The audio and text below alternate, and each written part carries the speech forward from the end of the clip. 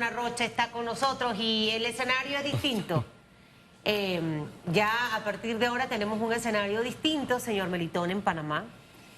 Luego del fallo de la Corte Suprema de Justicia, ahora viene una etapa distinta, que no va a ser una etapa a corto plazo, va a ser a mediano, va a ser a largo plazo y definitivamente que va a ser otro de los grandes retos que se enfrente quien lidere el país a partir del 1 de julio del 2024. Y uno de ellos puede ser usted, porque es candidato presidencial.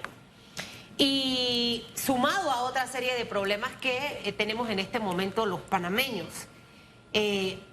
¿Cómo usted visualiza todo este escenario? Porque definitivamente que ahora el cómo hacer las cosas es la parte un poquito más complicada, precisamente para poder entregar algo más o menos avanzado a quien sea el próximo presidente de Panamá. Buenos días. Buenos días, Susan. Buenos días, Hugo. Bienvenido. Muchas gracias. La verdad es que yo creo que usted le han dado al clavo en la cabeza, ¿no? El próximo gobierno, en función de la ausencia de voluntad, la irresponsabilidad, la falta de decisión y de coraje en algunos temas, le va a heredar una multiplicidad de problemas y de temas que tiene que resolver el próximo gobierno, con lo cual la elección del próximo presidente debe transitar porque el mismo sea muy idóneo en el manejo de la cosa pública, ¿no? Y en ese sentido, pues solo para retratar algunos, no solo vamos a tener los efectos de la demanda de inconstitucionalidad que falló la Corte Suprema de Justicia, sino que vamos a tener el tema de la Caja del Seguro Social y la enmienda o la reforma a esa ley, que va a ser un proceso de discusión política muy importante. Y el otro tema muy importante que no se puede evitar es el trasvase de aguas del canal, probablemente de la cuenca del río Indio. Esto en un contexto presupuestario muy apretado, en donde los expertos indican que el déficit fiscal no anda por 3%, que es el tope del endeudamiento por ley, sino que anda por más o menos el 4,5%, y todos somos testigos de que el gobierno se pasa incumpliendo las obligaciones económicas que ha adquirido por vía del presupuesto.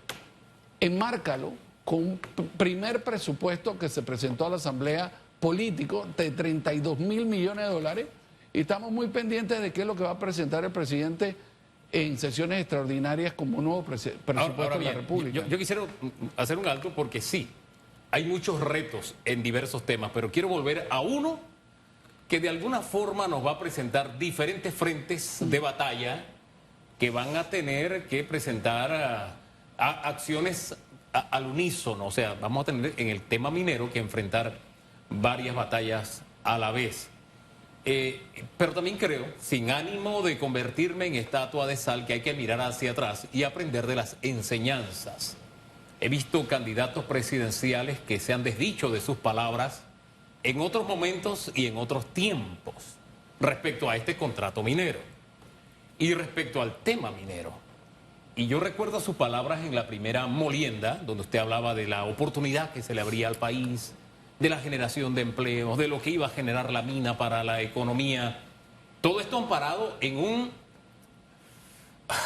contrato que fue firmado por los ministros después de la primera declaratoria de inconstitucionalidad.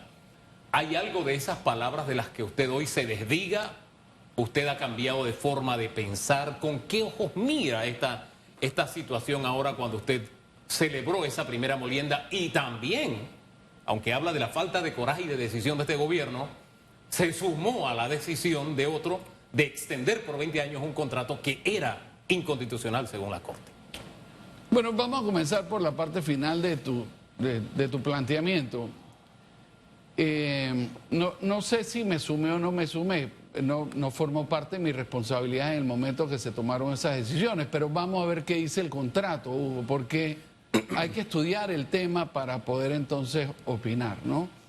El contrato, tal cual fue firmado en 1997, establecía, creo que en su cláusula quinta, que habla sobre la prórroga del contrato, que había sido establecido por 20 años, que la única manera en que el contrato no se prorrogara de forma automática sería que la empresa y el gobierno hubieran decidido de mutuo acuerdo terminar el contrato, que evidentemente no se dio, o que hubiese un incumplimiento sustancial por parte del contratista, que evidentemente en aquella época estaba construyendo la facilidad de la mina y nadie había aducido que había un incumplimiento sustancial, con lo cual mi planteamiento es que si en aquel momento el ministro de turno no hubiera renovado el contrato, probablemente la discusión en ese momento hubiera sido si había alguien en el gobierno que estaba dilatando eso para beneficiarse de un acto de corrupción. Entonces, yo creo que es importante decirle al país lo que dice el contrato, de manera en que se plantea la afirmación, pareciera ser que hubo una posibilidad de valoración cuando el contrato no lo contemplaba.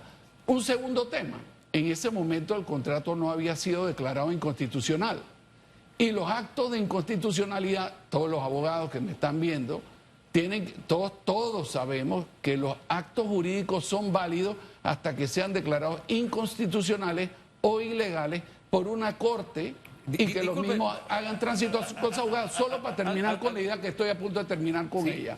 En ese momento no había sido declarado inconstitucional y la norma establece que la inconstitucionalidad no tiene efecto retroactivo, con lo cual hay que situar la situación en el tiempo y en el espacio. Sí. La inconstitucionalidad se dictó en el 2017. Sus palabras fueron en la primera molienda, que si la memoria no me es infiel, fueron en el 2019. No, de hecho, yo no tuve palabras en el 2019, Hugo. ¿Ah, no? Yo no tuve palabras en el 2019. Déjeme abusar de una memoria que no falla, que es la de el Internet. Déjeme ver si yo tengo y consigo esas declaraciones porque... Pero por fuera. Provincia de Colombia. Vamos a ver. Donde se da un paso más. Ese es usted. Se da un paso en la dirección correcta. En muy poco tiempo no solo incremente la cantidad de mano de obra local que está siendo empleada aquí, sino además tengamos la oportunidad de acercarnos a que la empresa empiece a pagar las regalías y además el impuesto sobre la renta que corresponde, que nosotros estimamos que al precio del valor del cobre hace aproximadamente oscilará entre 400 y 500 millones de dólares al erario. Vamos a dejarlos de ahí.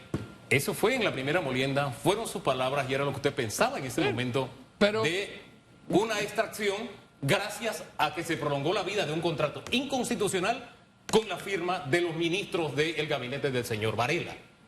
Y se prolongó por 20 años. Así se logró la primera molienda y en la primera molienda fueron sus palabras. Sí, no sé cuál es el punto, pero por fuera del tema vamos a entrar en el fondo del asunto. Ajá.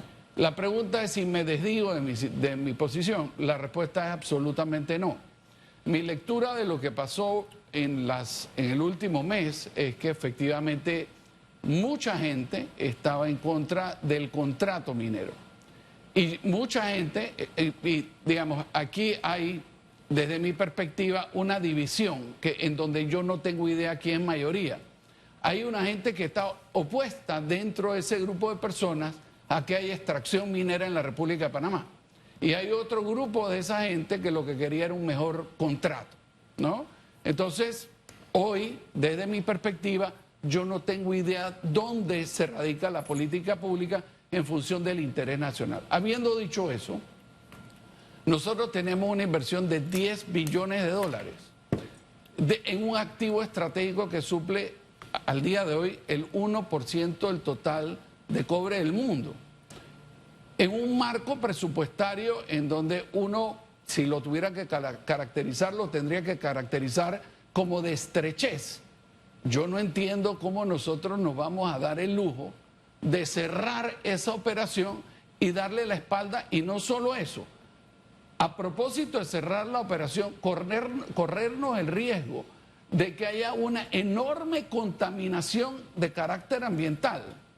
No, o sea que ya no estamos lidiando solo con los efectos negativos de la ausencia de los aportes que podrían ir al erario público como parte de la explotación minera, sino que además, fíjate la incongruencia del tema, corremos el enorme riesgo de que a propósito de que no hubiese contaminación, vaya a haber contaminación en el sitio. Ahora, ¿dónde podemos encontrar ese punto? Porque al final, en este momento coyuntural, señor Melitón Arrocha, como país creo que al final lo que debe imperar es el beneficio del país para todos los panameños, ¿no? Sin importar banderas políticas. De hecho, creo que fue usted si no estoy equivocada, el que propuso que tuviesen un Zoom todos los candidatos presidenciales. Y le explico por qué. Porque lo que pasa es que no podemos quedarnos dando vuelta en el mismo tema, porque ya el problema lo tenemos y hay que ver cómo lo vamos a enfrentar. Entonces, cómo solucionar de una manera u otra el tema, por ejemplo, laboral, del impacto laboral que vamos a tener con el cierre de la mina. Y luego el impacto del cierre de todas las empresas panameñas, micro, pequeñas, medianas, grandes, que daban servicio a la mina, y que eso de una manera u otra también va a repercutir en las finanzas del Estado, con un sector que aportaba el 5% al Producto Interno Bruto al país, y ahora lo que usted suma del impacto ambiental. Entonces, aquí hay que trazar una estrategia muy bien definida, que es lo que vamos a hacer a corto, mediano y largo plazo, ¿no? En este momento, antes de que salga el gobierno de Laurentino Cortizo, y luego con el que entre, que decía al inicio, va a ser complicado lo que se van a enfrentar. Sí, mira, aquí tenemos el enorme problema de que la situación, la coyuntura y el mal gobierno de parte de la administración Cortizo han permitido que ahora la carreta esté por delante de los caballos. Entonces, frente a una difícil situación, hay que tomar medidas que son casi inmediatas. ¿Cómo cuáles? La contaminación en la eventualidad. Vamos a poner cuál es una posibilidad. En la medida en que la Corte Suprema de Justicia estableció la inconstitucionalidad, pues, como dice el fallo, el contrato es inexistente. Si el contrato es inexistente, cesan las obligaciones de parte y parte. Pero lo cierto es que ahí hay una realidad en el terreno. La realidad en el terreno es que había una mina hasta hace una semana que los desechos o la contaminación que se mitigaba en función de procesos industriales, si alguien no la atiende, se va a materializar, que tenemos una situación en donde vamos a dejar de percibir recursos económicos muy importantes que ayudarán a resolver temas muy acuciosos del presupuesto general, y súmale a eso el enorme impacto económico, como tú bien lo retrataste, en materia de empleo directo, en materia de empleos indirectos de los subcontratistas, y ahora súmale los subcontratistas de los subcontratistas, porque hay que recordar que todos estos recursos económicos eran producto de exportación, con lo cual no son dineros que ya están circulando en la economía, sino son dineros que provienen del extranjero, que dan vuelta en la economía y por lo tanto... ¿Cómo enfrentamos esto? O sea, ¿cuál sería la hoja de ruta? No sé si al final se reunieron por Zoom los candidatos,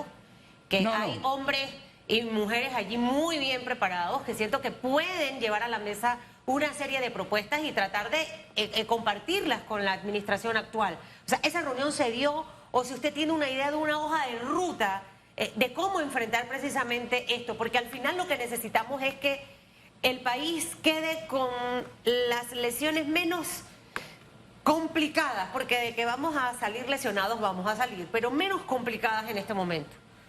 Mira, el reto de que nos sentáramos a conversar entre los candidatos de oposición de cara a poder discutir sobre los enormes problemas que va a recibir la próxima administración, sobre todo entendiendo que quien sea electo no va a tener mayoría de votos, era para el día de hoy, y sobre los cuales solo la licenciada Rodríguez me confirmó su asistencia, pero que no podía hoy. ¿Nadie más le contestó? El licenciado Rux también me llamó para decirme que no podía hoy, los demás no me llamaron. Wow. Con lo cual yo creo que hoy, y aprovecho la ocasión para reiterar el llamado a que conversemos a las 7 de la noche. A las 7 de la noche es el Zoom. Y es de manera no adversarial, no es que se trata de que esto es quién gana y quién pierde, es aportar ideas entre todos de cara a ofrecerle al país soluciones sobre los cuales nadie va a tener el monopolio de la verdad. Y donde van a haber planteamientos de izquierda, de derecha, de centro, en donde vamos a tener diversidad de criterios, pero ahí es donde tenemos que encontrar la unión, porque el próximo gobierno solo podrá tener éxito si es un gobierno de unión nacional. Mire, independientemente de quién venga a la convocatoria, lo importante es eso que usted acaba de decir al final, porque es el país, no ni siquiera el gobierno, el país entero, el que va a estar enfrentando retos que hace un año no existían. Es decir, me sorprende que no haya una respuesta masiva a la convocatoria porque para enfrentar esos retos se necesita eso que usted está diciendo, algún nivel de unidad y de entendimiento, porque más allá de las corrientes políticas del país es de todo y el reto es de todos también. La renovación de ese llamado creo que es oportuno, señora Rocha. Sí, y bueno, aprovecho este prestigioso medio para hacerlo. Efectivamente, creo que está retratado el tema de cuerpo entero, solo el tema de la mina. ¿Cuál es la hoja de ruta? Uno tiene que anticipar, pues, con el cese de las obligaciones de parte y parte, que tenemos que crear una institucionalidad. Tenemos que decidir dónde está el debate, si va a haber un referéndum con respecto al tema minero o no. Tenemos que, si va a haber una quinta papeleta en la próxima llamado a elecciones generales, cuál va a ser el plan de reactivación económica, cómo vamos a mitigar los temas ambientales. ¿Esa es parte de la agenda que verían esta noche en el caso de que se reúnan? Bueno, es parte de la agenda que yo plantearía, entendiendo que yo no tengo el monopolio tampoco de la agenda, que todos los demás...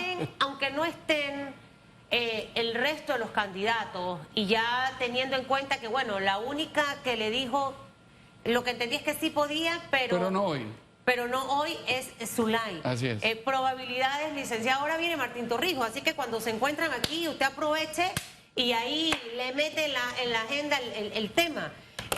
¿Cuán importante es esto? Hemos visto a una oposición o a un grupo considerable de la oposición con crítica muy destructiva. Hay una diferencia abismal entre la crítica que construye y la crítica que destruye, y lo que necesita Panamá en este momento, sin importar sombreros políticos, es que todos se sienten y que puedan elaborar un plan para construir. Dicho esto, estaría, por ejemplo, Maribel Gordón, la contactó, o ella está totalmente invitada para que esto en realidad sea una propuesta de todos los sectores. Está completamente invitada, además le renuevo la invitación aquí.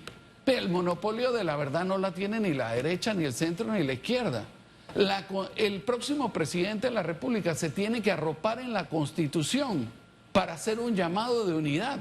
Solo con la unidad es que vamos a salir de esto. Mire, la responsabilidad y los retos que tiene el próximo presidente no los había tenido desde la invasión ningún presidente anterior. Los temas que están en la agenda que van a tener que ser abordados, no es que hay la posibilidad, como el gobierno actual, de patear hacia adelante el problema.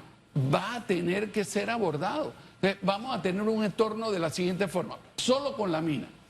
Si uno hace un cálculo a la ligera, rápido, uno tiene que pensar que si el total de los empleados en la República de Panamá al día de hoy son 160.000 personas, estaremos en la posibilidad de incrementar en las próximas semanas entre el 10 y el 15% de los desempleados totales. Sí, porque esa cifra que usted da es a agosto, sin contar octubre, noviembre, donde más gente se quedó sin trabajo. Y más allá de criticar o no lo que pasó, estamos hablando de las cifras, la realidad y el reto que tenemos por delante. Pero estas son las realidades de 15 o 20.000 personas que hoy están empleados, que van a estar desempleados. Y para ello... ¿A cuánto usted cree que va a llegar el desempleo en Panamá?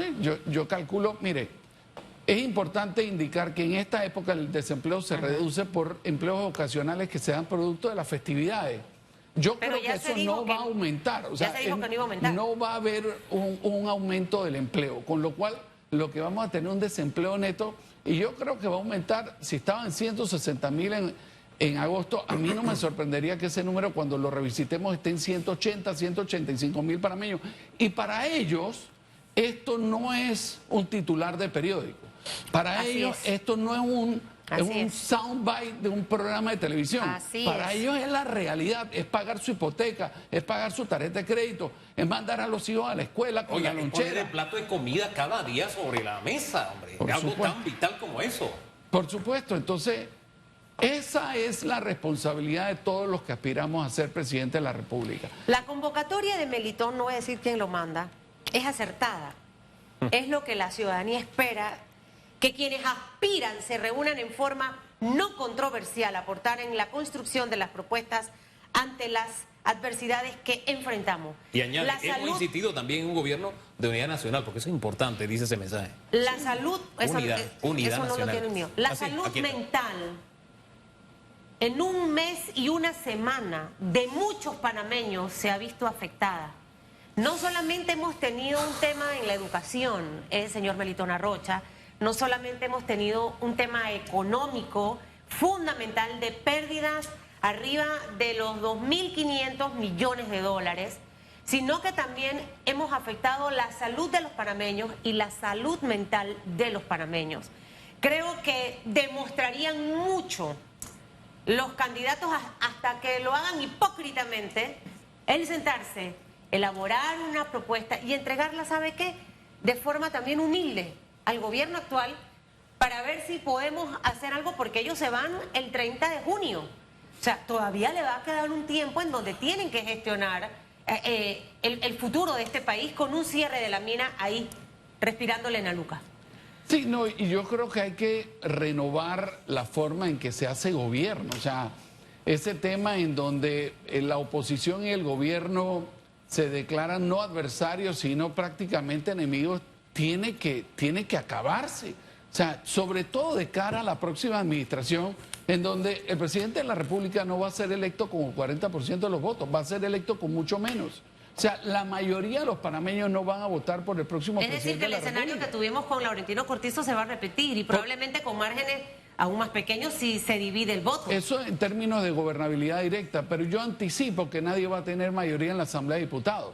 Con lo cual, un gobierno de unidad nacional no solo es indispensable, sino obligatorio, y tenemos que empezar a sentar las bases en el debate. Hombre, los retos son tan grandes que coincido en que la dirección correcta es esa.